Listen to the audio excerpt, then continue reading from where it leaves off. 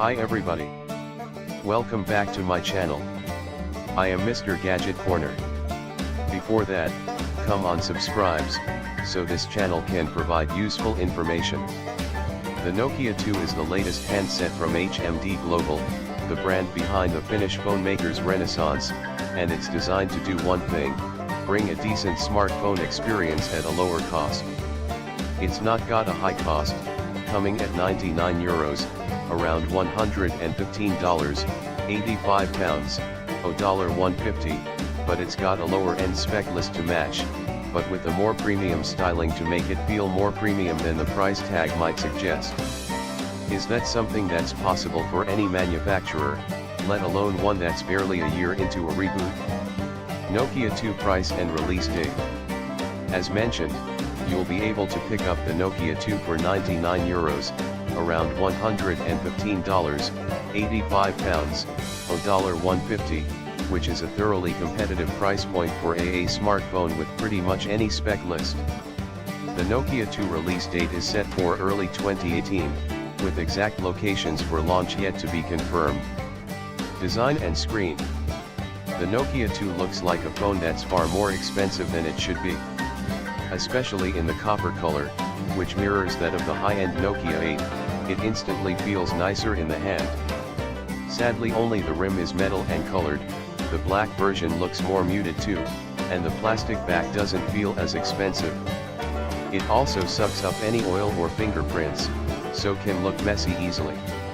You can remove the back cover to access the SIM port and micro SD slot, but the battery isn't removable.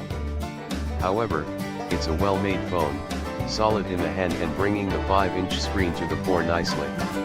There's no fingerprint scanner, as you can imagine for the price, but it's also got the buttons in the right place for locking and unlocking easily. Fingerprints are not the Nokia 2's friend. The headphone jack is present and correct, and it's still using micro USB, rather than USB-C at the bottom for connections. Again, just what you'd expect at this price point. We were actually impressed with the HD screen, which is pretty low-res by today's smartphone standards. While it's nowhere near as powerful as other phones, it's clear and bright enough to not irritate, and you don't feel like it's that low-res in the hand. Predictably, a movie experience isn't as strong, but for a quick YouTube session it's just fine. Camera and battery. The Nokia 2 has an 8MP sensor, with not a lot else to really say about it. The pictures it takes are clear enough, pack some sharpness and focus in a fairly decent time. However, the quality is far from sterling, and you'll be using this to capture memories when needed, rather than a phone you put in your pocket to really get some cracking snaps. Again, this is entirely acceptable for the price point, and we've seen cheap phones take far worse photos, although the camera interface is slow and doesn't really offer that many customization options. However, there is a flash, which is something that's often overlooked. The Nokia 2 battery life is obviously something we couldn't test in the few hours we had with the phone, but HMD is claiming that it'll last 2 days without a charge, something that could well bear out given the spec list, as it has a 4100 mAh battery pack inside. That's probably because you're not going to be a power user if you go for a phone like the Nokia 2, so for its main role of sitting quietly in a pocket it'll save some decent battery power. The lower power Snapdragon 212 CPU, along with 1GB of RAM will help that too. Interface.